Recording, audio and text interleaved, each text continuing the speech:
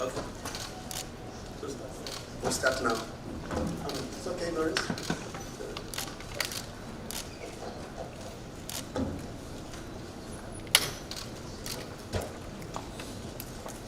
All right. Good afternoon, everyone. Thank you very much. We will start in a minute or so. If you can just please adjust yourself, your cameras, and also if you have a device, please put it on silent, please. And then we will resume with this press conference. Slight apologies for starting a few minutes late. There was another meeting that was being concluded by CAF at this Sofitel. Now, ladies and gentlemen, thank you very much for your time and for being here. We are just a few hours to the biggest event on African soil. And now, please, for those who are translating, for those who are, sorry, can we please sit down if you don't mind? Can we settle down quickly? Thank you very much. So for translation, number 1 is French, 2 is English, 2 anglais, 3 Arabic, and number 4 is Portuguese. So if you've got a translation device, please make sure those are the translation channels. I'd like to welcome the CAF President, Dr. Patrice Motsepe, joined here today by the Secretary General of CAF, Mr. Veron Mosengo-Omba. But before we start this press conference, it's been an amazing competition with lots of goals, lots of excitement, and unprecedented success. But before we do that, let's go ahead and do a quick recap with a short video of the Total Energies CAF Africa of Nations 2023 Côte d'Ivoire. Please, ladies and gentlemen. We welcome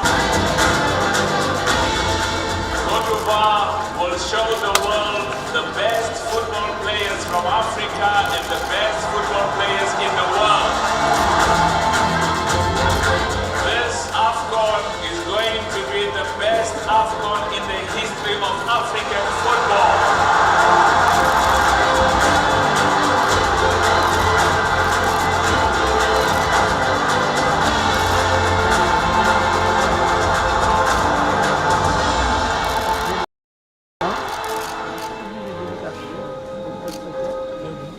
The way we are here at the Africa Cup of Nations Total Energies 2023. It's fun now, baby. Oh, wow! And it is over. It is a done deal.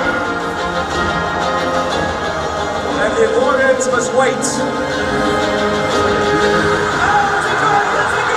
They are now flying into the quarterfinals.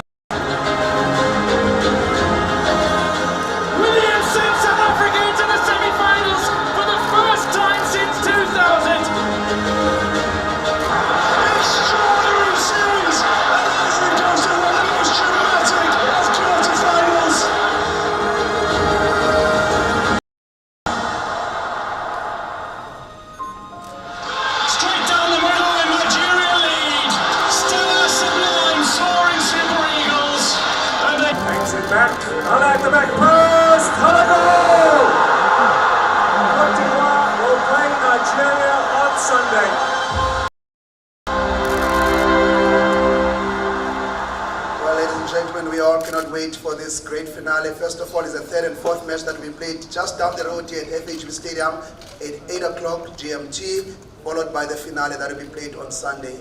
Mr. President, please, you have the floor. Thank you very much. Thank you.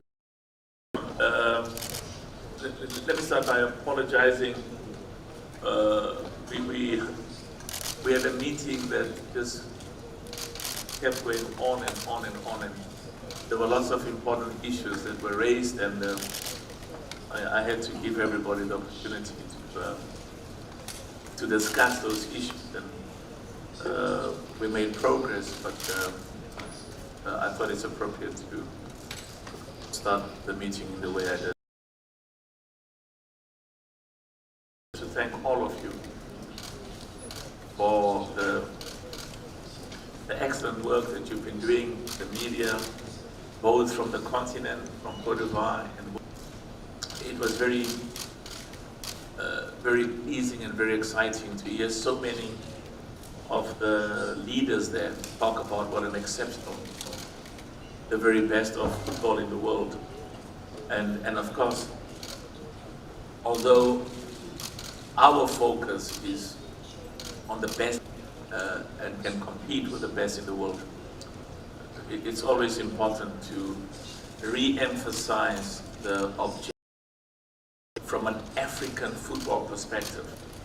The focus of ensuring that in every one of the 54 countries in Africa, that the quality assists and contributes to football, starting from amateur football and in fact starting from schools football, because schools football is very important in sustaining, sustainable and globally competitive, because we love football and we recognize the living conditions of our people on the continent and worldwide, but also the contribution of football towards certain global corruption, zero tolerance of racism, zero tolerance of discrimination. And on the positive side, what I've said from the very beginning, to work together with all our partners and to contribute to uniting all our people in Africa and work from different ethnic backgrounds and people from different religious backgrounds. Football is really an embodiment and a force for good. As I said, I was at the UEFA Congress yesterday, and you just sit there and listen to how, if I'm in Germany, if I'm in France, if I'm in England, and I watch a football player, I'm so excited and motivated, you know, as the young people and the people of all of the countries to football players, not just from Europe or South America, but from Africa as well. And in a world where there's so much fragmentation, to using football to make the world a better place and to unite people. And that's why this zero tolerance of racism is very, very important. And because we're all one people on the continent and worldwide. So let me go to the spectators spend a lot of money watching European football and also spend a lot of money watching world football because they love it. Broadcasting money, sponsorship money, buying a ticket to go to the stadium more than ever before to watch African football in Cote d'Ivoire, in Lagos, in Cairo, in Casablanca, in Algiers, in Johannesburg, in Kenya. We've always watched. Now is that there's significantly more investment, more resources, more focus on training and coaching the coaches, more focus on making sure that our referees are world class, more focus on investing in academies for boys and girls, more focus on making sure that school is world class. So indeed the future of African football is bright. I was saying to the presidents of the 54 nations in Africa this morning, part of my job is to lay a foundation, to lay a solid, strong foundation. We can see some of the benefits of the work that we've done in this short period since I've been president and since the leadership, the new leadership in CAF has been there. But we've got a clear understanding that we are beginning to see in the short term some of the enormous progress because we're actually giving more money now to member associations from CAF, significantly increasing. We are doubling the money that each member association has been receiving from CAF in the past, and a significant amount of that money is going to go into development, into infrastructure, into training, into making sure that the quality of football in each of those countries succeeds and uplifts and is world class. I really want to thank the people of Cote d'Ivoire. I mean, this country is exceptional. You know, this country has got the most wonderful, the most passionate people about football. I've been driving around and BEUT'AK, Yamoussoukro, São Pedro and Korogo as well as Abidjan, and to see hundreds of thousands of people, young girls, young boys. Women are always young.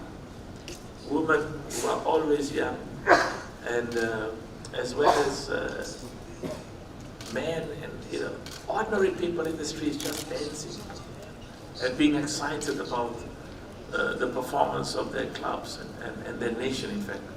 So I want to thank President Ouattara, the Prime Minister, the government, my brother Idris, the local, and I want to thank the people of Côte d'Ivoire for their hospitality and just the way that they've embraced this football. Because you must also remember, at the end of the day, the football stadiums must be world class.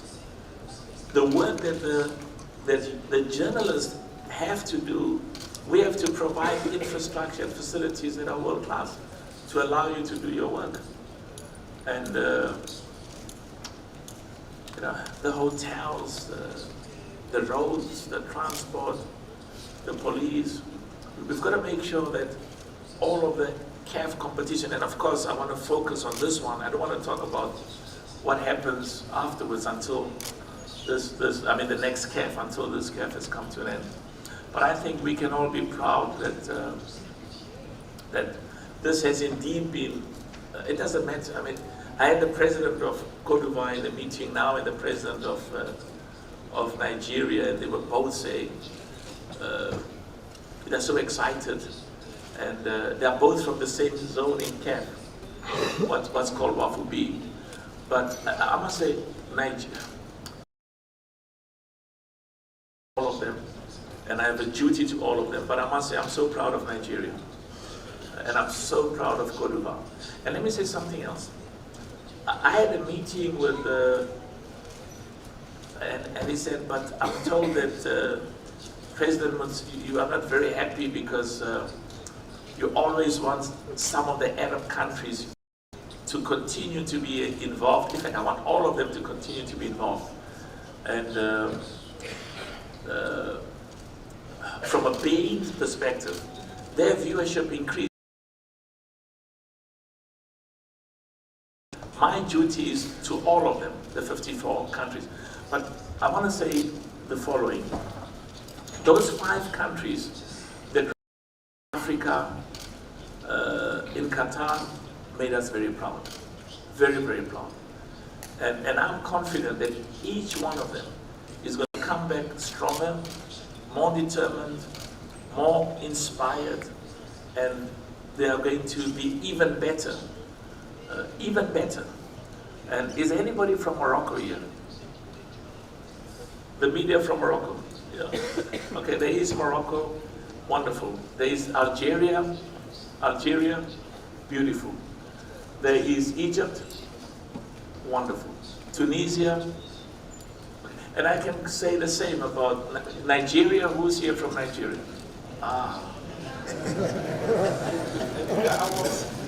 You know, when I gave Osimhen the award for being the best player in Africa, I said, from the beautiful country.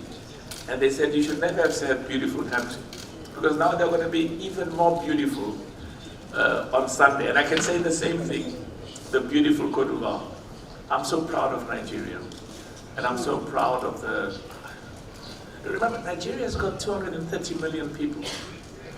And as much as we want to be able to get 230 million people, our people, every one of the African countries are our people, to be excited. I mean, the president of Nigeria said, President, anyway, he said something confidential, let me not say that. But all I'm saying is that the best of Nigeria is back. The best of Côte d'Ivoire is back. And I was asking about Algeria, And I was asking about Egypt and Tunisia, and the same about Senegal, and the same about Ghana, the same about Cameroon. We should support all of those countries. We should pass, and the best from all of them is still to come. There was a suggestion that some of the top nations in Africa, their standards have gone down. That's incorrect. It's incorrect. Some of the top nations in Africa have continued to do exceptionally well. It's just so-called smaller nations have invested so much and have become so competitive and have done so well. So, as I said, we talk about football, creating jobs, building the economies of our countries in Africa, building a future for all our people and uniting all Africans. Voilà. Excellent. So you know who's going to win on Sunday, isn't that correct? Who's here from Nigeria? How are you? And you know, as I'm so proud of everyone of the nations, every one of the 24 nations that were here in AFCON, and Africa is so proud. And you want to say something? I just wanted to ask you one more thing, Mr. President. When you were here last time, you promised, well, actually in the opening match, you promised the world the best AFCON ever, and commercially, this is proving to be the most successful AFCON in the history of CAF, with the number of sponsors, with the number of TV, and I'm sure the media was happy, was eager to hold you accountable to that. You have not just what you do once you are the president, is to lay a foundation so that those who come after you can do even better and build on the work and benefit from the foundation that we have together. I'm so proud of what we've achieved and the foundation we've laid for the development and growth of African football. And you raised an important point, because African football needs more money. There'll be more money for development. And with more money for development, the quality of football will increase significantly. And some of the benefits of what we are doing will be visible. We've still got a lot of work to do. We've still got a lot of improvements to make and a lot of changes to make, and a lot of upliftment, a lot of competitions. The Champions League, the African Football League, the Confederations Cup, the Women's AFCON, the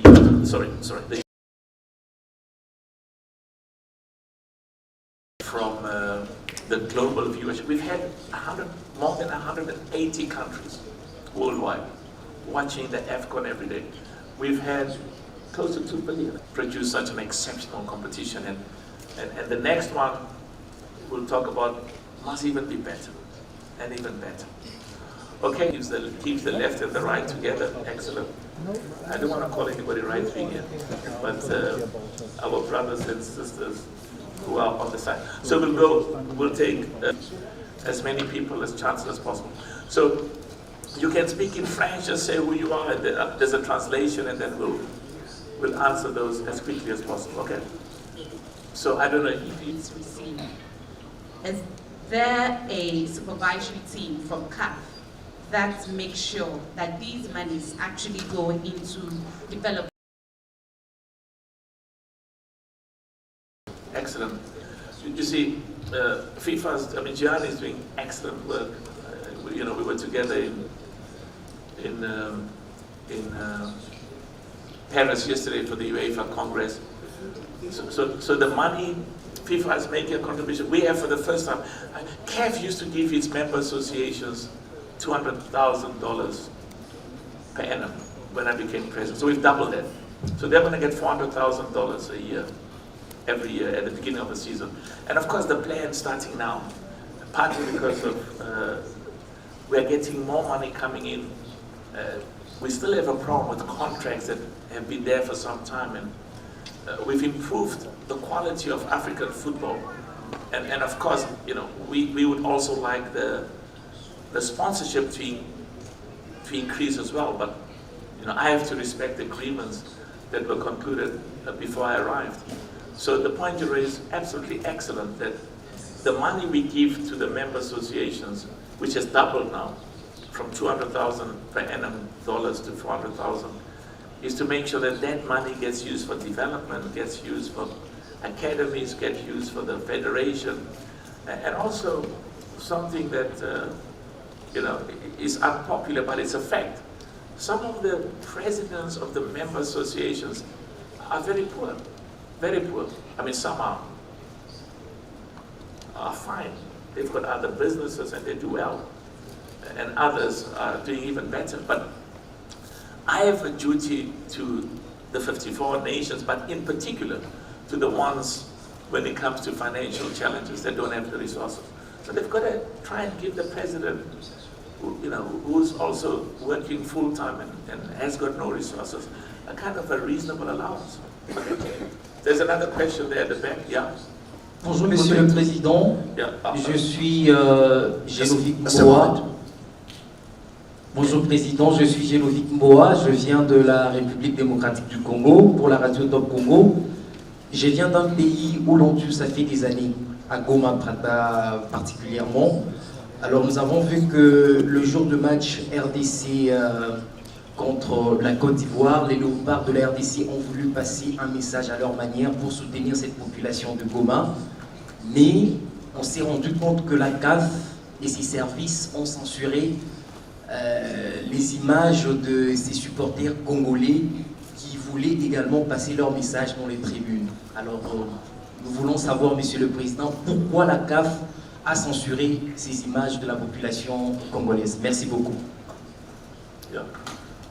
Well, I'll ask the General Secretary to respond, but the message to the DRC, the message to the DRC is that the people of the DRC are deeply in our hearts, and we have a huge commitment to all of the people, DRC, Burundi, Rwanda, Zambia, all of those areas, and we will do whatever. We sent a delegation from CAF. During the CAF, I was supposed to be there myself, but we could not, and I'm still going to go there personally. I'm going to go there myself to go and give our support, because we do want them to send messages to all our people that we care for them, and of course we are about football, but we are not just about football. We're also about the challenges and the problems that confronts our people in every part of the world. We are deeply committed to the people of the DRC. We care and love them. And we're deeply committed to the people of Rwanda. We care and love them. And I can say the same of all other countries in Africa. Will you just comment on this question quickly? Just quickly, rapidement. And do so in French. Vous avez parlé des soutiens et de censure. S'agissant des soutiens, le président de la CAF et son comité exécutif, ils vont montrer des soutiens au peuple dont vous indiquez en organisant dans les camps de Boulengo des réfugiés un festival CAF. Ça, c'est une réponse concrète qu'on a amenée en parlant de soutien. Deuxièmement, vous parlez de censure, on ne sait pas les cas de censure, parce qu'ils n'ont pas été montrés à la télé. Alors ça, difficile de dire. Okay, so we'll follow up, because we don't, under any circumstances, you can't have the DRC playing and we censor people from carrying the flags of the DRC. It will never happen. Okay, can we go? It makes two of us. I'm Tunisian as well. De la chaîne Animal TV. Le fait que je reste pour... C'est juste deux questions. Le niveau a évolué dans les différentes éditions de la CAN. Il y a un test, vraiment un test. C'est en parallèle, c'est la Coupe d'Asie. La CAN est plus attractive que la Coupe d'Asie. Deuxième question, à propos des droits télé. La CAN est diffusée en Amérique latine, l'Asie, d'autres continents. C'est ça, on vérifie l'évolution du foot africain qu'on est fier. Merci.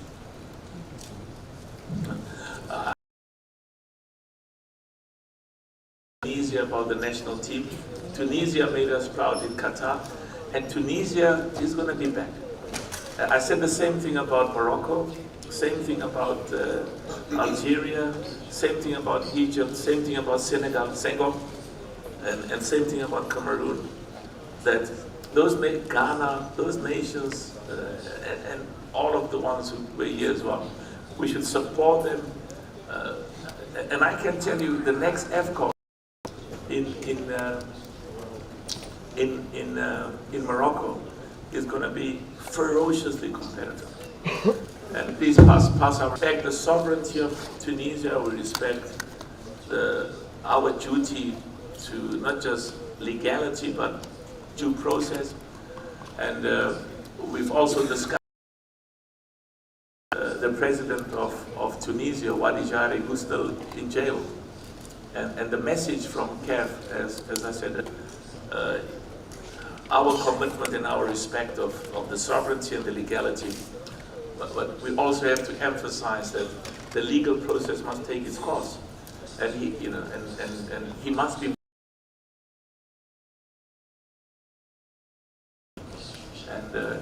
And I say this with the greatest amount of respect for the government of Tunisia and due process in Tunisia. We have a duty whenever a single member of CAF is either arrested or in jail, in compliance with the law and in respect of the law, because we have a deep commitment to respecting and abiding by the law in Tunisia, and the same applies to Mali, where we still have the president in jail, and we respect the legal process, and we respect our commitment is at all times to comply with the law. And the decision from CAF was to request that as quickly as possible, and the people who are accused must go to court as quickly as possible, so that the judges decides and the legal process takes its course. Okay? So here we are going to allow somebody from Cote d'Ivoire and somebody from Nigeria. No, sorry, we'll give everybody a chance. Come on. We'll come back. Let's go 2, 2, 2, and then we'll go back again. 2, 2, 2, and another 2, 2, 2. And give them, okay, you are from Cote d'Ivoire? Yeah, let's start with the Cote d'Ivoire's hand was up. We'll go Cote d'Ivoire, Nigeria. Okay? Let's start with the host country. And then I'll go to my relatives in Nigeria, as well as my relatives in Cote d'Ivoire. Yes? Actually, sir, I'm from Nigeria. My name is Papa. Oh, you see, you got me lost because you are wearing a Cote d'Ivoire. Okay, so that's fine. We'll give some. Is anybody from Cote d'Ivoire here? You're from Cote d'Ivoire? Nigeria? Listen, I should. Sorry? Sorry?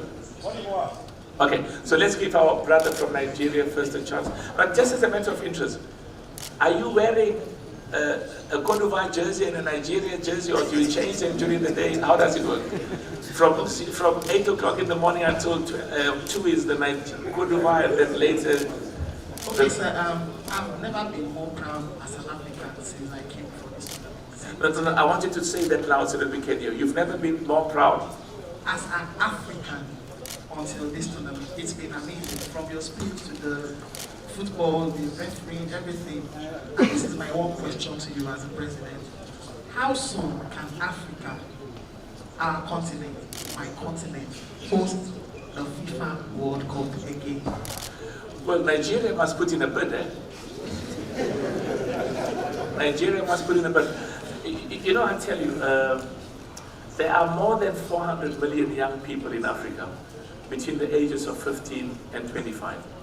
We have to give them a future. And of course, part of the future is education. We've got to keep them in school, keep them in universities, and give them world-class education, and give them a bright future.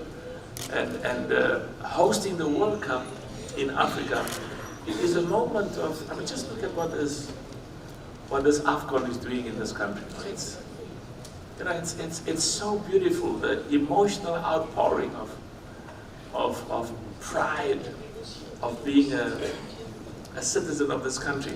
I went to church, it was last week, and they said that that area, that many Nigerians live there, because the church is conducted in English. Of course, I go to church even in other languages, but I did go to this church, and the priest was praying and said, yeah, I'm in Côte d'Ivoire, but I'm Nigerian, and I pray to God that Nigeria must win. And but I love Côte d'Ivoire. But only for the 90 minutes there, I'm going to be Nigerian. And after the 90, I'll revert again and be Côte d'Ivoire. So let's encourage Côte d'Ivoire. Of course, it's going to Morocco now, 2030, and there's still some things that we are engaged with. But can you imagine Côte d'Ivoire, Nigeria? Maybe we can put in Senegal as well, or, you know. So let's. The president of Nigeria is coming. I was told. I was sitting next to the vice president when they were playing South Africa, and I'm not allowed to get excited when any nation scores. And they said they can see it in my eyes that I'm either happy, or I'm always happy because it makes us proud. But I'm going to tell the president when I see him that you suggested it. Can I say that? Yeah, so I'll tell him when I see him. You know, I told my sons, I said to them, you know, our children know so much about Europe and America. I said, if you haven't been to Lagos, you've never been in Africa. And of course, when they went there, they said,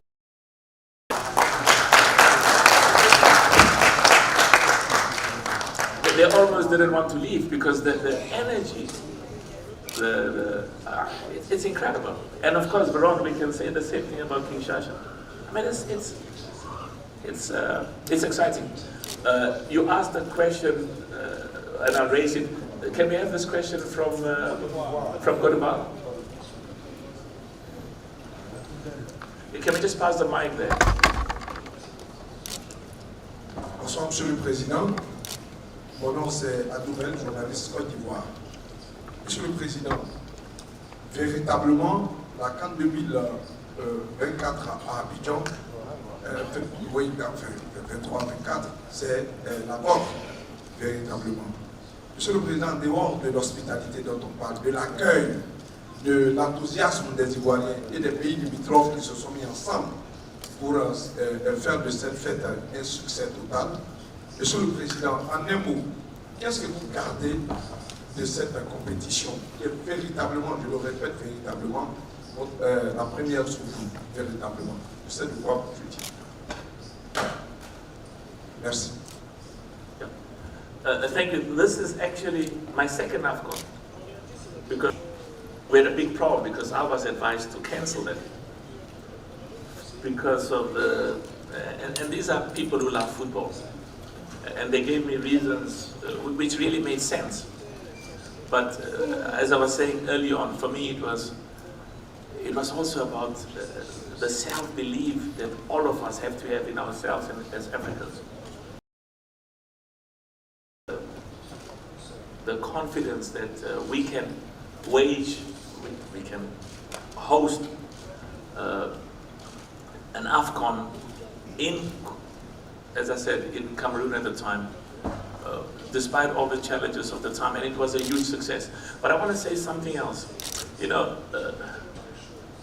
we through the family businesses, we have various businesses and investments in Africa. So when I travel, you know, sometimes you get to, they treat you so, you meet all of you go to all the nice places and all the fancy places, and it's fine, you go in and you go out, but you really don't feel the heart and soul of the people as much as football does. And I tell you, this country is, Ivory Coast represents what Africa is all about.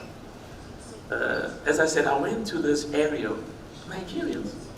There's a place in South Africa called Hillbrow.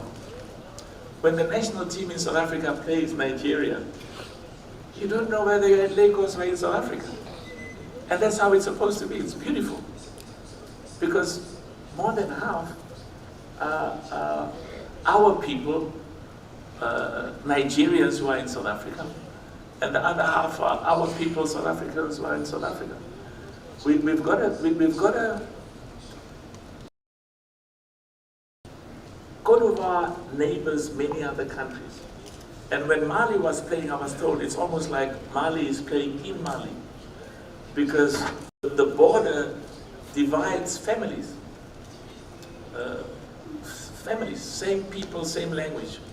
The one is on the other is on the side of Mali, and the same applies to Burkina Faso and various others. So I think just what I take from this is the warm welcome, the embrace, the togetherness, the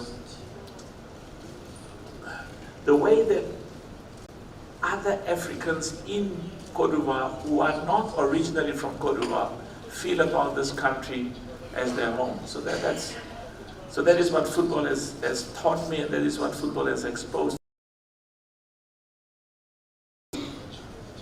I knew 20, 30, 35 years ago that the success of Africa depends on Africans working together, uniting, trading together, doing business together. And in football, allowing young Africans from all over the continent to compete and to grow and to do well. So we've had one question from Cote d'Ivoire. Yeah, let's go to, can we go there? Yeah, give them. Hello, I'm Emmanuel Banguet for Agence France Presse. Merci. Welcome. So good to see you. Thank you. There are big concerns about the next African Cup. It was due to be scheduled in Morocco in January, but Morocco himself said that it should be organized in July or 2025, but there's a clubs World Cup at the same time. So it will be postponed to 2026, but there's the World Cup in Mexico, Canada, and United States. So can you say, please, precisely when will be scheduled the next African Cup in Morocco? Good question. I had such a wonderful time in Paris yesterday. I absolutely laughed, and they took me to a place where there's a lot of Africans, in fact, as well, and Paris is their home. So I can tell you, the AFCON in Morocco is going to be excellent. It's going to be immensely successful. I'll talk more about that after Cote d'Ivoire. The focus for all of us now is Cote d'Ivoire. There are dates. I was with the president of FIFA yesterday and various others. There's a lot of competing events at the same time, but we are confident that we will identify. It is indeed going to be around that time. I don't want to make announcements because there's a degree of comfort in terms of what the date looks like, but we've got to accommodate various other competing competitions. But the message for the people of Morocco, for the people of North Africa, for the people of Africa is the AFCON next year is going to be an immense success, and we will make further announcements in due course. So I can go this side there. Sorry, he says one last one, yeah? It's one last one. It's lady, and then we move that side. Yeah. Did you say a lady? Congratulations to the president and the team. I'm from Nigeria. My name is Motsepe. Now, first of all, I just wanted to put a threat in from the Cote d'Ivoire people. It's not all of them, we love them. But the last time we played with Cote d'Ivoire, some of Nigerian residents here, their show was being bubbled. Sorry, the what? The last time we played with Cote d'Ivoire, Nigeria played with Cote d'Ivoire, some of the Nigerian residents, their shop was being bubbled. The shops were being looted, is that what you said? Yeah, that's what I'm trying to say. But this time around, I feel a lot of tension. So I'm trying to hear from you, what are you going to do to bring down the tension? We are one brothers. So did you say that this time there's friendship, or do you say this time there's tension? Tension, what I mean by that, there's more pressure. Okay. From the Cote d'Ivoire side, that if we win them, there's going to be a lot of tension. You see, let me explain to you. Okay, sir. When you've got Nigerians in many... A lot of soccer is on Nigerian side too, so that's why. When you have Nigerians in many parts of, let me say in South Africa, and the South Africans speak to them in the local language, because, you know, we all look the same. We are all one people. And that's the beauty of being African. So we will raise this issue with the government. And thank you for raising that. Because, as I said, it's important, whether you're from Nigeria, or whether you are from East Africa, or North Africa, or Sub-Saharan Africa, we are all Africans. And those Nigerians who've been living here are part of this, sorry? Are in Cote d'Ivoire. That's so beautiful. Thank you so much. So we will raise it with the government, and thanks for making us aware of that, because we really want everybody to be treated fairly. And I can say now, Mali. Yeah, we will come back, don't worry. We'll give everybody a chance. Sorry, we'll come back.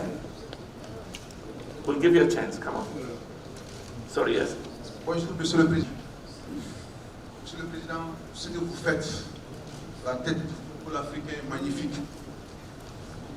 Il y a de cela quelques mois, quelques années, au Maroc, quelqu'un avait dit que la CAF soit solvable, il faut que ça soit fait chaque 4 ans. Ce qui était encore programmé du football africain. Il faudrait dire que c'est votre deuxième CAN. Vous avez vu comment est-ce que le Cameroun était animé. Ici en Côte d'Ivoire, c'est encore meilleur. On dit que c'est la plus belle des CAN, je confirme. Alors, Monsieur le Président, j'ai même appris que vous avez même augmenté la valeur venant de différents trucs. Donc, ça a augmenté.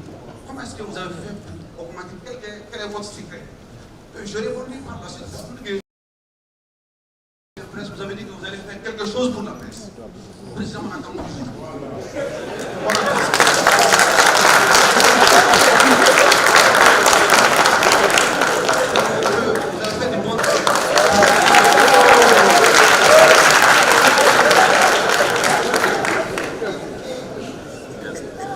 Sorry, madam, just give him the mic and say, translate.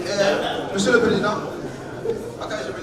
sorry, let them translate in French. Will you translate in French?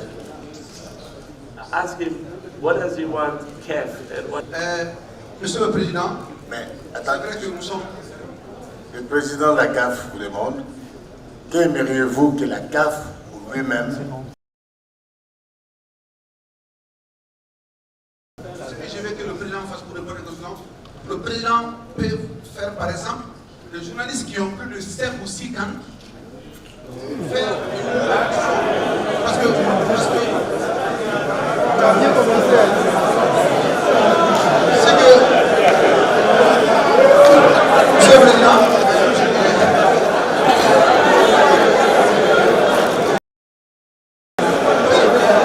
Monsieur le Président, il y a plus de 5000 journalistes. Let's just allow him to continue. Il y a plus de 5000 journalistes accrédités. Si on vous demande de prendre les billets pour 5000 journalistes, ça va être un problème. Maintenant, on m'avait demandé qu'est-ce que je veux que vous fassiez pour la presse. Monsieur le Président, si vous pouvez négocier les journalistes qui ont 4 à 5 ans, de faire des réductions jusqu'à 75% sur les tarifs de billets. Les journalistes qui vont se déplacer dans les hôtels. L'hôtel, il y a tels journalistes qui ont 5-6 ans. Vous réduisez jusqu'à 20, jusqu'à 80%. Ça va la question, ça va ça. Monsieur le Président, je regrette le fameux.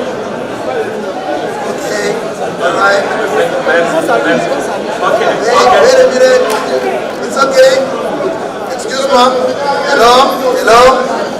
Okay. Sorry. Merci. Excuse me. Okay, thank you. It's fine. It's okay.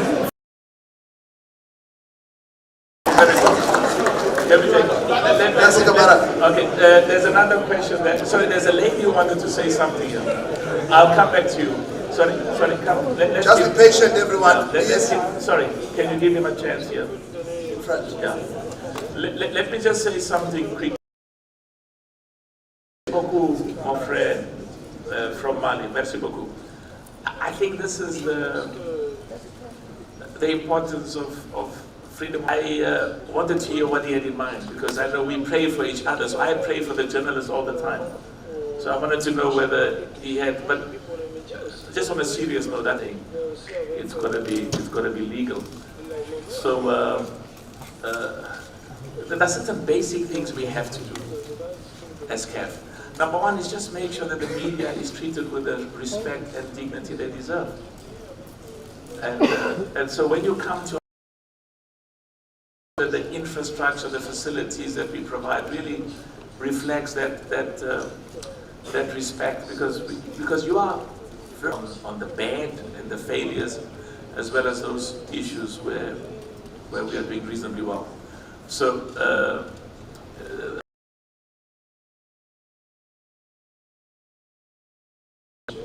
in South Africa, they complained about how media is treated at CAF events. And I said to them, you must let me know. And you must let the general with which we have to treat you. Excuse me. Sorry. Yes.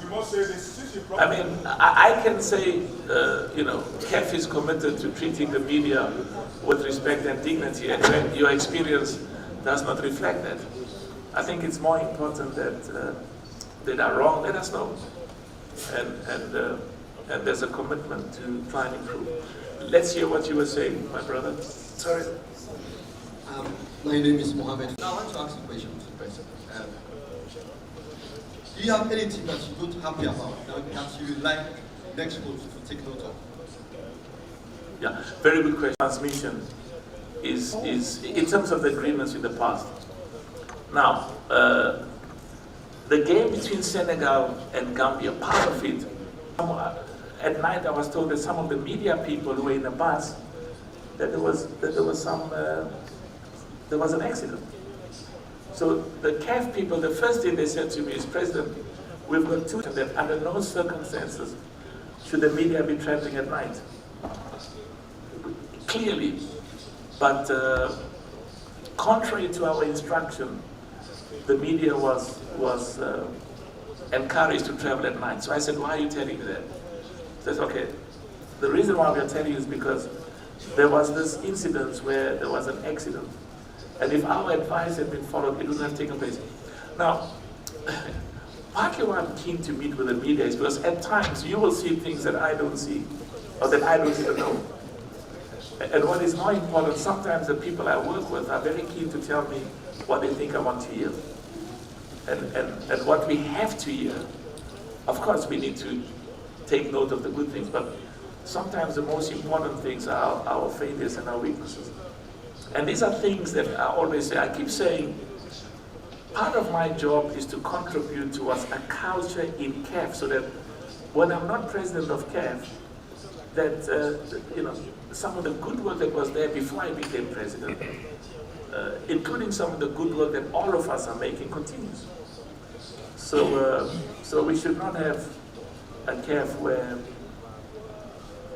you know, some of these issues, some of these unnecessary failures and weaknesses take place. Another question there, let's give, yeah? You know the people. Don't worry, we'll give the lady there.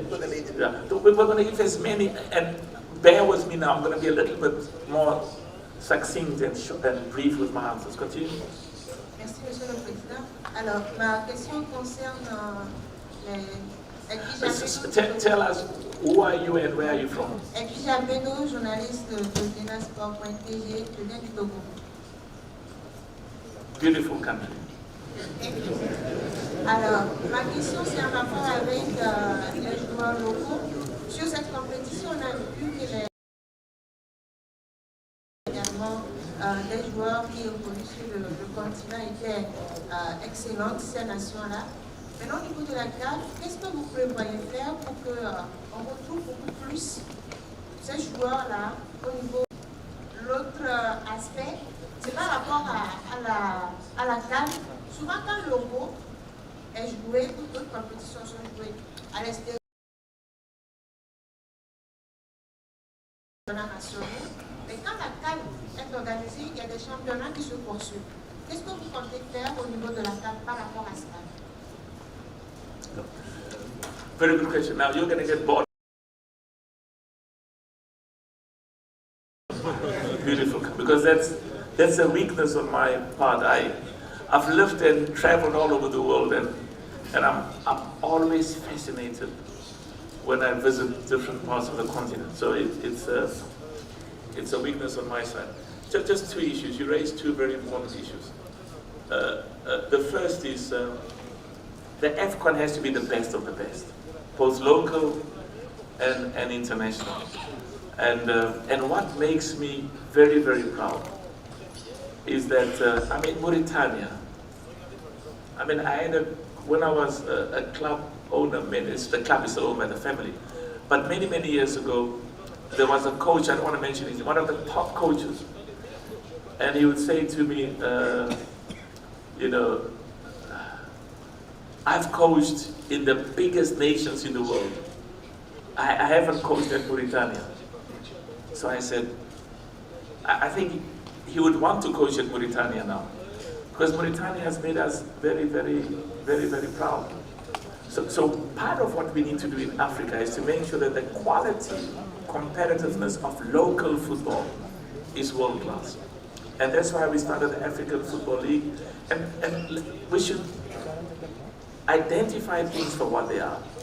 If a player will make more money, if I'm Nigerian, and I will make more money in another country in Africa, I'm going to go there. But if I'm going to make more money outside Africa, I will go there. Football is a short career. So we need to make sure that we can pay our players and our technical team in Africa. The club that the family owns, we used to recruit some of the best African players who were playing in Sweden, in Norway, in Denmark, in Finland, because we could see that we could pay even more. And that's good. We want to keep them here. And if you see how Mauritania, Guinea-Bissau, Guinea-Conakry, Cape Verde, DRC is a big country. DRC, I mean, of course, many of the DRC players play overseas. And I'm proud of these African players who are born in Europe, but want to play for Africa. I mean, of course, the next time I see Mbappe, I must say to him, it's Cameroon, and of course we are very proud of Mbappe. But the issue is that, you know, we have to try and keep some of the best African players. If you have an under-17 competition, I mean, there was one under-17 competition in Africa where there were 500 scouts. 500 looking at our under-17 players. And the feedback I got was some of those players were told, you know, you are special, but you know, we want you to come and live in Europe. And for a young boy, of course, there's all of these opportunities of more money and more opportunity. So we've got to compete and say we will compete with the best in Europe. The CHAN is going to go ahead. And when I became president, I was told cancel the CHAN.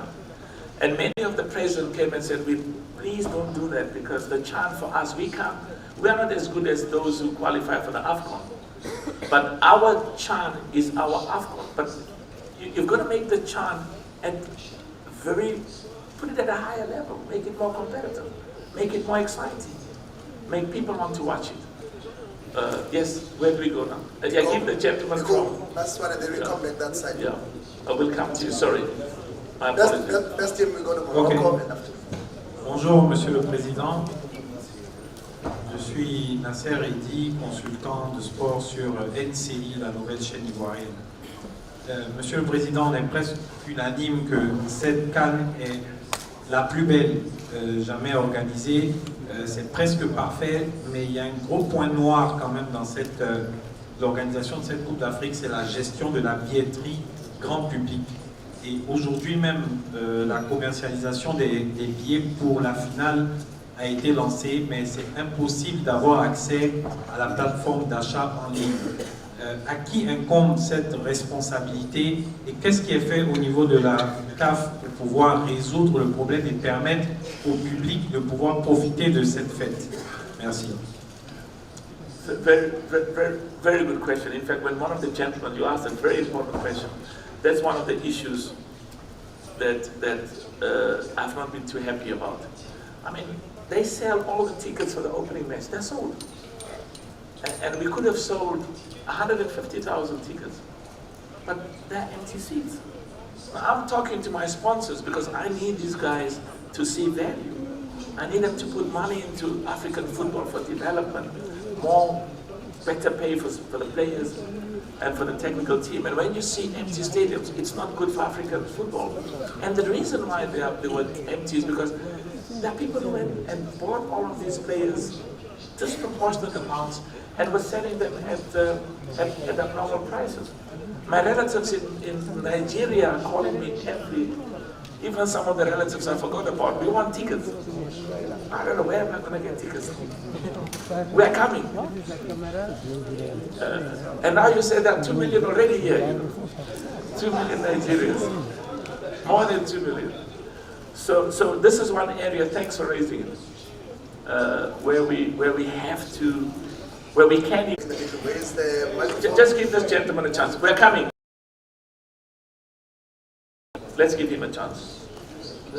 Sorry, madam? Hello? Sorry, give him a chance. Yeah. He had his hand up all the time. My name is Ed Dove. I'm from ESPN. From? ESPN. I'm also from Liverpool, which is very good. I love ESPN. I used to live in America, so they're doing good work. They're showing football, and I like it, and it's important to show African football. Continue. My question is, what specifically did you learn about organising an AFCON following the last tournament in Cameroon? Security, safety, media, refereeing. Your specific lessons learned from that tournament that have helped here in Cote d'Ivoire? Very good question. Let me give you an example. In our mining companies, we've got about 80,000 employees. And we work every day to try and make sure that we take all the preventative and precautionary measures, because sometimes people get hurt. They get hurt because accidents happen. So the issue for us is and I must say everyone has done good work, and the CAF staff have done good work. You know, the day after Cameroon, the final in Cameroon was on a Sunday. The following day, the Secretary General of CAF was in Cote d'Ivoire. The following day, 2021, to prepare for this AFCON. And part of the issues is some of the things that you are questioning about is we had to identify what were our failures, our weaknesses, what are the things in Cameroon that we have to improve. Thank you very much for this opportunity. My name is Jennifer Okoye from Nigeria. Well, are you from Lagos or Abuja? Or? I'm from the northern part of Nigeria, the Ivory Coast. We've had some challenges, and one particular one I've actually noticed is the issue of accommodation. So I want to ask, is it not possible for CAF to help in this? For instance, you can organize a village for journalists, and then we pay at a very subsidized rate. We always have to allow the women to speak. They'll make us also brilliant idea. They'll make us smarter. Please continue. Okay. And also, I have realized that while I'm here, I've had conversations with different journalists from different countries, and I came to realize that there are people that came especially from Nigeria, that came all the way from Nigeria to this place. It's not like they are a medium, they are actually working for, supported them. They came on their own. There's many journalists like that came from other continents. So for people like this, is there a way, or is there no way that CAF can also support such journalists? Thank you. Let's clap hands for her because she raised a few. Let me contradict myself. You see, we have to be careful how far we go and what do we do in terms of building our relationship with the media. And by that I mean that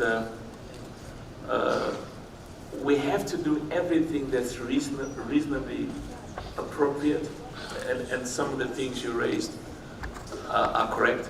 But from an ethical perspective, we must also maintain that distance between ourselves and the media, so that you can comment and criticize and write when you broadcast, do so based on what is in your assessment or in your judgment. So I can assure you that we are taking notes of some of the things that you've raised, and what I'm clear about is that we have a duty to treat the media with the dignity and the respect they deserve, and we have to do everything possible in terms of infrastructure, facilities, how we work together to make your job as pleasant and as convenient as possible. So we'll take notes and we'll come back on and comment on some of this. Let's take one more here. Yeah. Osaso. Mr. Osaso. Well, you see, you know them, I don't. Thank you. My name is Osaso Baiwana and I write for The Guardian. Mr. President, you were just asking my colleague a moment ago what you would like you to do for the media. There is something I would like you to do for the media now. As you know, during this tournament, the bus crashed. The bus crashed. With my colleagues inside. I have my colleague here, Alex Sismic, who's been pretty banged up as a result. I have another colleague of mine, Satish Sekar, who is over there as well. Have you been able to speak with them to know what they've been through, to know what their needs are, and to make sure that before this tournament, all journalists who may have had medical issues as a result of that accident are taken care of? Can you do that, please? Very, very good question. In Cameroon, a very good question. In Cameroon, the families that lost members who lost their lives in the accidents, we went to each of their houses and met with the family and expressed our condolences. In fact, some of the family members from Cameroon are invited, will be with us here in Côte d'Ivoire. So I'd like you to comment on how do we, in terms of our engagement there. You see, you've got a tone that's like you're in a war, you know, and it's difficult to try and help when you're in a tone. Now. I mean, what is now? We are all here now, so we know what now is. Continue. Thank you very much, President. And fortunately the gentlemen are here. They are happy to attest to this. Actually, immediately afterwards, CAF, over and above the gentleman being admitted to hospital, organized private doctors for them, private medical care, and some of them private accommodation thereafter. We have since made available all the CAF doctors privately, not over and above what the local government has been handling. Again, President, this is they are here, so I'm sure they can attest to this.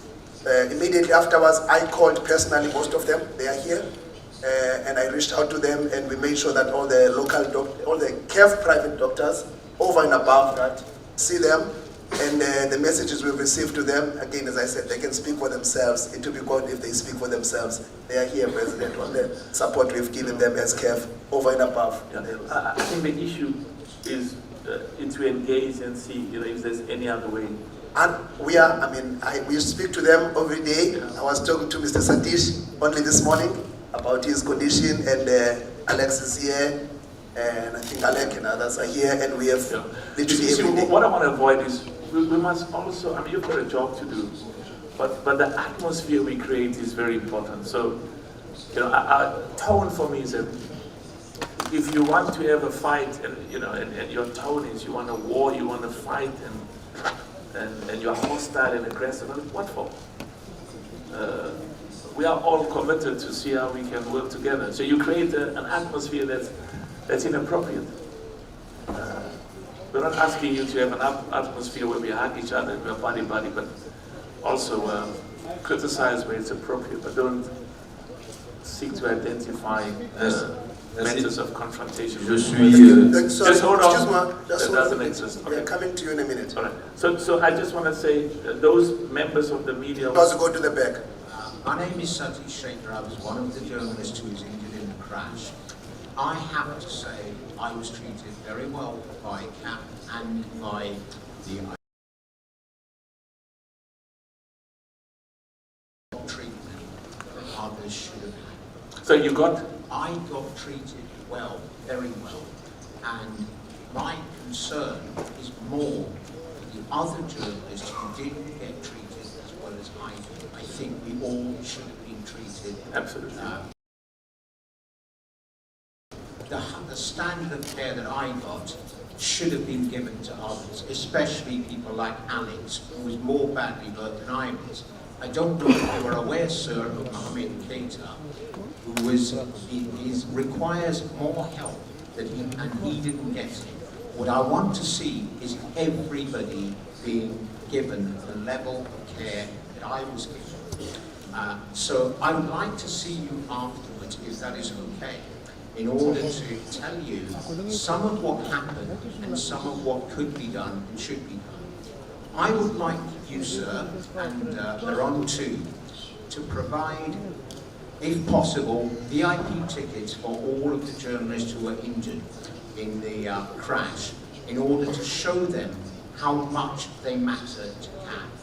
I think it would be a good gesture for them. But I actually wasn't going to speak about the crash at this particular press conference. I would like to ask a couple of questions based on what you had said. But just before you proceed on that, I want to thank you for the remarks you made, and specifically because you are telling me something that I wasn't aware of, because the feedback I was given was that every single one of those who were in the accident is getting the same degree of care, and so you will... Everyone will be received, sorry President, we requested everyone to contact us, and everyone else who contacted us, both locally and many international journalists, and I said a couple of them are here. Everyone who, their contacts we got, we made sure with Dr. Siddiqui and other private doctors, they got this. We've got over 40 people who actually had seen the doctors privately. If there is anyone else, we are available. I just want to conclude and say, please, if there's any person, any journalist who were involved, this is, the advice was the journalists should under no circumstances travel at night. And that advice from the CAF security was disregarded. So we learned from that. And thank you for making us aware of that. And let's engage and see how with every one of those journalists. Now, questions I wanted to ask you. Sorry, Satish.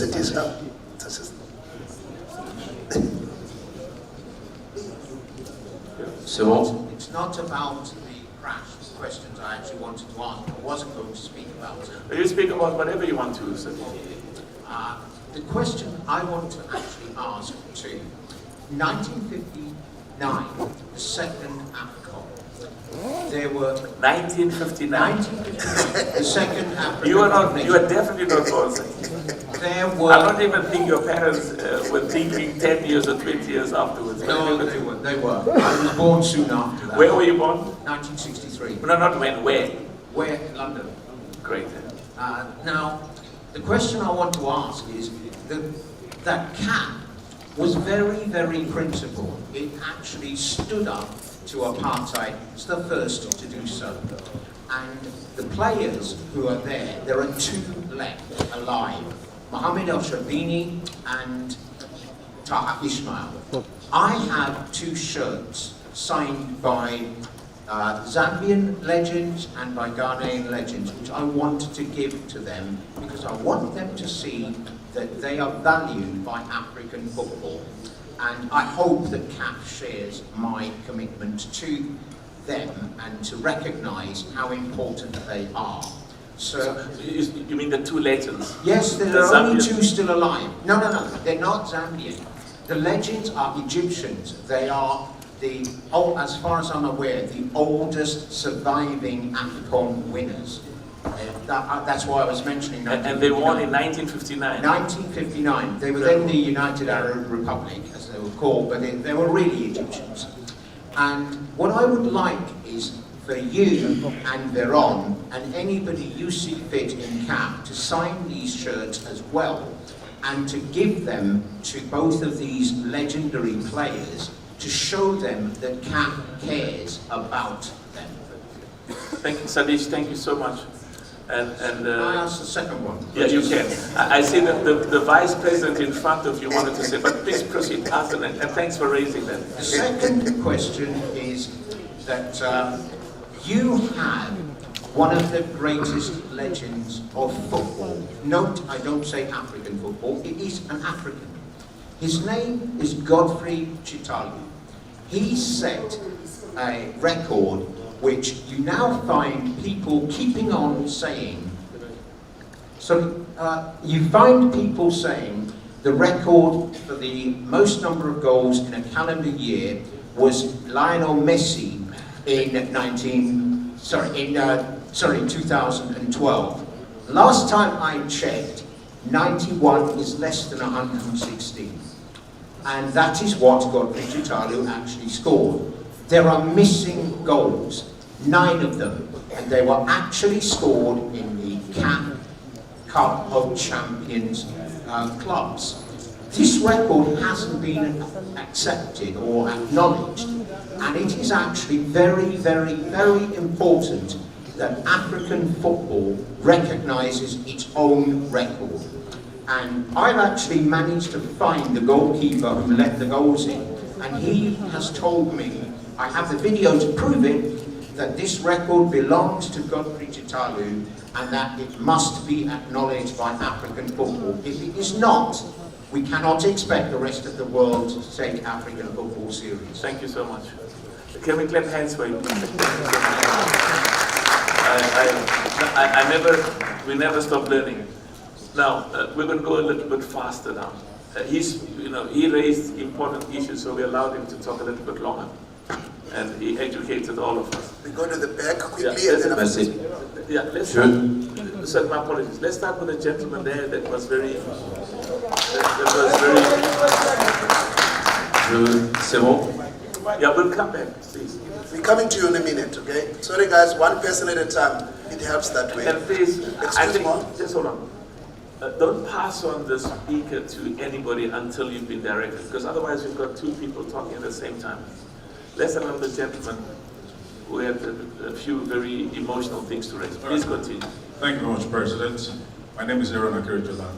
I work for Arise News in Lagos. Nduka? Aaron. Oh my God. Yes. Pass my regards to him. I was with him a few days ago. Okay, I will tell. Okay, so I was trying to raise a very, very crucial issue. Now, this is not generalizing, but I got a little bit offended seeing some of our journalists, and a lot of people have actually spoken about it. Some of the media officers have been very high-handed. Very? Very, very high-handed. They've spoken down to journalists, threatened some people that... High-handed? Yes, high-handed. Yeah, you mean arrogant? Yes, very, very arrogant. Because they've spoken to people, threatened people that if you do not do as we say, would snap your accreditations, withdraw your accreditation. So these are CAF people? Yes, that's CAF media officers. Some of them are actually in the room. And I'm hoping this is addressed properly. Some have been nice, like the gentleman that is on the table there. Some have been very, very nice. While some, it has gotten straight into their head, and it is completely wrong. The reason why we say this is because, like one of my colleagues said, some of us have taken personal sacrifice, or most of us have taken personal sacrifice to be here. Several media organizations are not paying for our trips to be here. Several media organizations are not bankrolling us here. We are here on our own regard and trying to do the work for African football, because if the beautiful game is not told as it should be, certainly whatever we are doing, we will not go as far as it should go. We should be able to tell our story. To have CAF media officers talk down to people, threaten people, when they are supposed to serve us. We journalists sometimes we could be very pushy, but I must say this, everyone should be treated with due respect.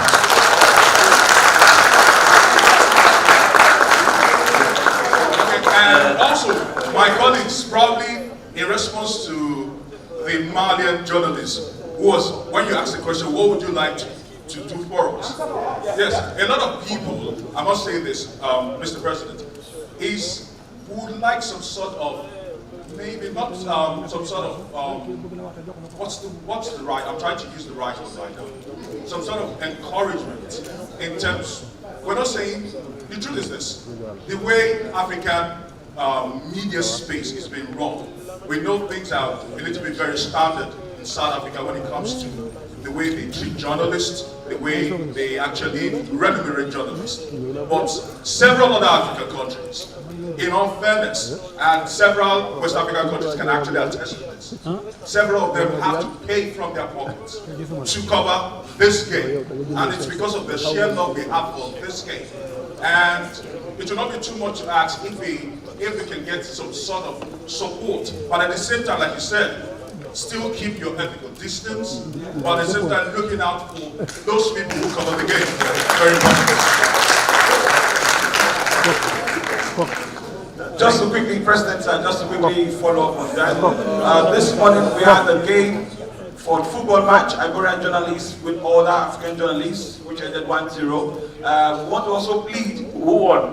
The Ivorian journalists. I considered the goal. I considered the goal. I was the goal for the game. So we want a relationship between the CAF people to come around. At least we only saw Aliu and one other person to see the game. We want to see that bonding for other tournaments, not only for this AFCON, the 20, on the 17. Let's have this union between the CAF and the media so that it will go a long way for us to tell our story. Thank you. Thank you so much. You see, let me tell you, and thank you. What is the gentleman's name from Arise? Errol, thank you so much for what you've raised. You see, part of the problem is some of the people who work during events like these are outsourced. These are not CAF employees. These are people who've got skills and expertise and are from different parts of the continent. Some are French speaking, some are Arab speaking, some are Portuguese speaking, some are Spanish speaking. But I want to thank you for making us aware that, because these people are doing these things under our responsibility, and we have to take, and I have to ultimately, as president, be accountable for that. So we'll engage with them. Veron, you heard, and actually also have a kind of an orientation before they start, so that there's a clear understanding that you treat other people the way you would like to be treated if you were in their boots. Okay? Yeah. J'ai le micro ici. J'ai le micro ici. J'ai le micro ici quand même. Sorry guys, sorry. J'ai le micro. Sorry. Please guys. Just hold on. Who's talking now? Who's got the mic? Who's got a microphone? Yeah, okay. There's a gentleman there. Listen, we'll give, just hold on. We'll give as many an opportunity as possible. Okay. So let's just give somebody else. Sorry, there's a gentleman there. President, ask the second question. Sorry, Sorry, President. My apologies. Yeah. What was the second?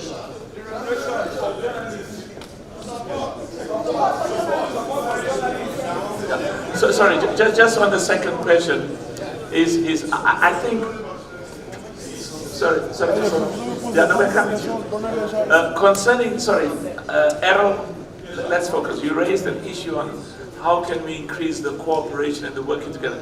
Why don't you get a small group of journalists? Listen, Errol, get about 5 journalists who are when I say representative, maybe somebody from Nigeria, somebody from Cote d'Ivoire, you know, the different parts in Africa, and let them engage with CAF and talk about what are the reasonable, ethical, you know, things. I mean, there's certain basic things that can be done.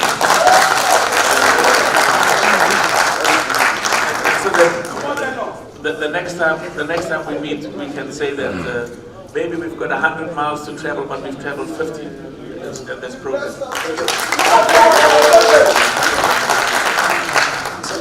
Sorry, colleagues, can I just ask that? I mean, this is still a press conference. I understand, please, do you mind? Thank you so much. Out of courtesy to everyone else, please, just give one person at a time and then we'll finish quickly. You have the question? Sorry, my apologies. Just, there's a gentleman there. Yeah, give him the mic and then we'll come quickly. Let's go. السلام عليكم. عليكم السلام. تحية بداية سيدي الرئيس قبل السؤال أود أن أشكر الشعب الإيطالي بشكر كبير جدا على نجاحه. أولا اكتشفنا من الجزائر. Ask him the name of where he's from. Merci beaucoup. شكرا. شكرا على هذا الشعب الذي قدم دور استثنائي. اكتشفنا شعب طيب جدا. هنيئا لهم بالوصول للنهائي ركن المنتخب. على امل ان يشاهد ان شاء الله مباراه مستوى. تكلمتم قبل قليل سيد الرئيس على ضروره قدم النقابه. الجزائر يميل الموديل الذي دائما تقف عليه الاتحاد الافريقي وتساهم في تطوير الرياضه. سيد الرئيس شاهدنا كل الدعم الذي قدمته الجزائر على تطوير هذه الرياضه. حتى ولو كان تعلق الامر بمنافسه الشان الا ان الجزائر قدمت كل الامكانيات اللازمه. نريد ان نعرف فقط سيد الرئيس عن شراكتكم المستقبليه ان شاء الله مع الاتحاد الجزائري.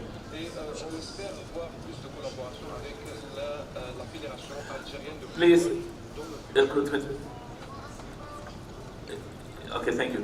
Please pass my gratitude to the people of Algeria for really hosting for what I think was indeed the most successful Chan ever, and encourage the Algerian people to bid again. Would like Algeria to bid for the AFCON. And just like I encourage every other country, but you know, Algeria has a proud football history, and also tell the people in Nigeria that CAF is confident that the best of Algerian football is still going to be seen. Algeria has a proud football history, has given us some exceptional football players, and I'm confident it'll do even better and continue to make the people of Algeria proud and the people of Africa proud. Thank you so much. Okay. Merci. Je suis Saïkou Seydi, journaliste du groupe Immédiat au Sénégal. Une petite précision avant ma question. So where are you? Je suis là. Oh, merci, merci. Je voulais dire juste que les journalistes sportifs africains sont représentés par une organisation qui se nomme AIPS. Au cas où vous souhaiterez les rencontrer, je pense que le président est ici. Monsieur le Président, vous avez annoncé beaucoup d'innovations pour les meilleures qualités. So who is the president of the organization? Abdoulaye Thiam, je pense qu'il est là. Oh, he's outside. Oh, okay. You'll meet with him. Oui. Monsieur le Président, vous avez annoncé beaucoup d'innovations pour de meilleures qualités de compétition dans l'avenir. On sait tous que ça doit se faire dans un environnement et cet environnement doit être sain. Nous avons remarqué que toutes les nations qui se sont qualifiées à cette compétition utilisent des bouteilles en plastique et des sachets en plastique. La CAF en utilise aussi. Au Sénégal, le constat est que beaucoup de clubs ont des partenaires qui leur fournissent de l'eau et c'est en sachets plastique et bouteilles. On ne sait pas où vont se retrouver ces déchets en plastique. Est-ce que aujourd'hui la politique écologique, quelle place la politique écologique occupe dans vos innovations futures? Merci. very, have they got something to, so they can hear what he says, what I say? But translation. It's got translation. Just to confirm whether it's got translation or ask him whether it's got translation. Vous avez la traduction? Oui. Ouais, c'est bon. Oui. Ok. Oui. I want to thank you for, you asked a very important question. CAF is committed to working with all organizations in our endeavors to deal with climate change and we've got to look at those containers we use. They've got to be in line with our commitment to climate change. And the second thing is the president of Senegal is here, my brother Augustin Senghor, and I'd like you to tell the people of Senegal that I am very proud of the work he does and the work of the national team. And we are all proud, and we know that what I said about Algeria and Nigeria and Egypt and all the others and Morocco, that Senegal will be back and will continue to be amongst the most successful and most and football teams in Africa that does very well and makes us proud. I think we go there in the middle, President. President, that's one thing I would just like to add to the media colleague who spoke about the facilities. This entire precinct you see here is entirely for media. It's got a place that is open 12 hours a day for the media, whether on non-match days and match days. And we've got cafeterias and everything else for media. We have several meetings with our colleagues. Listen, we've got to finish, continue. We go, that's it. No problem. You know, this is you've done excellent work with them. Identify. We go to the back. We want to finish as quickly as possible. Sorry, ma'am. We go to the gentleman there. Please look at me. Oh, sorry. Talk. Greetings, Mr. President. Where are you? Just stand up so that we can see. Oh, thank you. He was just giving a report on the discussions, and I stopped him because I know he told me that he's briefed you. And you continue about the facilities. That's fine. Greetings, Mr. Locks, the Vice, and Mr. President. My name is David Goku from Flow FM Radio and Prince 7 Youth Development Initiative with Prince 7 FC. We have an initiative currently. Where are you based? I'm based in Nigeria, in the central area. That's the capital, Abuja. Beautiful. So we have an initiative currently ongoing. It's called the Give Them Balls Instead of Guns initiative. Keep them involved. Give them balls instead of guns initiative. Give them value instead of vices. So we are passionate about rural sports development. Aside from that, I have a question for you. Due to the congestion between the Women's African Cup of Nations, which a date is yet to be set, and the Olympics, are we looking at one of those competitions postponed? Because we know that we have an AFCON coming up in 2025 in Morocco, and then there is a WAFCON for this year in Morocco. A very good question, and thank you for that wonderful initiative you've mentioned. Give them guns. Take the guns away from them. Give them balls. I like that. And the balls are footballs. Yeah. And thanks for the good work. That's an excellent initiative. I sort of said give them guns tongue in cheek, but give them balls.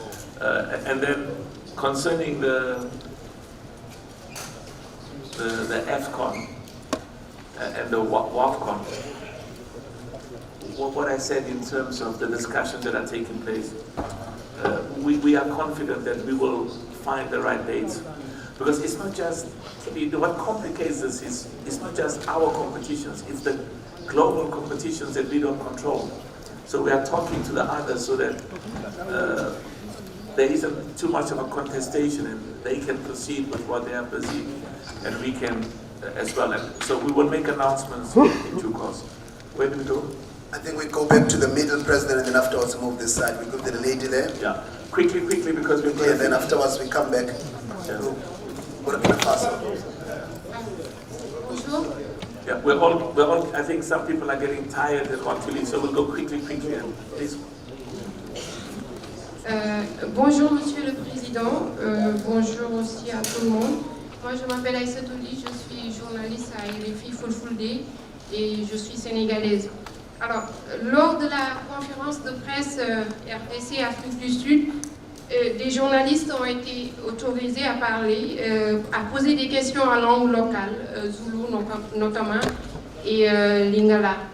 RFI, j'informe, existe en langue Fulfulde et Mandinkan depuis 3 en Fulfulde, 7 ans en Mandinkan. Et cette année, pour la première fois, nous effectuons une couverture à la CAN avec des journaux spéciaux et des reporters sur le terrain. Alors, j'aimerais savoir un peu quelle est la politique de la CAF envers ces langues locales.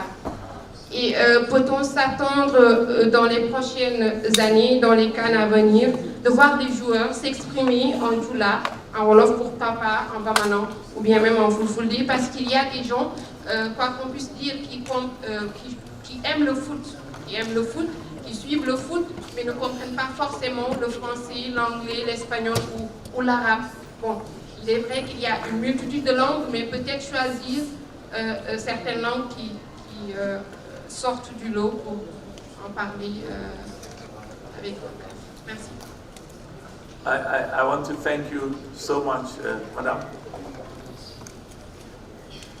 Yeah. I want to thank you so much for the very good.